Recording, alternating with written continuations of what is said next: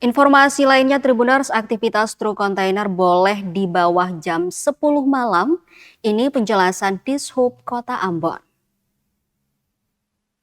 Polemik aktivitas truk kontainer di jalanan Kota Ambon masih terus dipertanyakan masyarakat.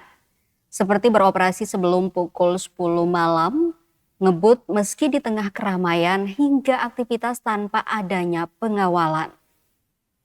Berdasarkan peraturan daerah atau Perda Kota Ambon nomor 5 tahun 2011 tentang penyelenggaraan lalu lintas dan angkutan jalan yang mengatur perihal jam aktivitas mobil besar yang memuat peti kemas atau yang serupa.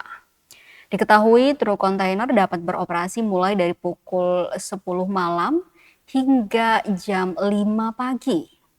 Menjawab itu, Kepala Dinas Perhubungan atau Dishub Yan Suitela menjelaskan beberapa pengecualian pada aktivitas peti kemas tersebut.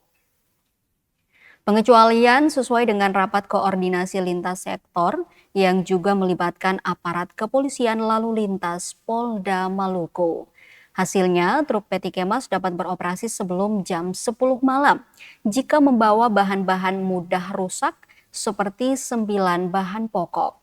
Namun, tetap harus mengantongi izin dan dikawal aparat kepolisian lalu lintas. Sementara itu untuk truk kontainer dengan kecepatan tinggi, ia menyebutkan tidak ada pengecualian. Hal ini karena bukan transportasi prioritas seperti truk pemadam kebakaran atau damkar dan ambulans. Sehingga truk tersebut tetap akan ditilang jika melewati batas normal kecepatan kendaraan.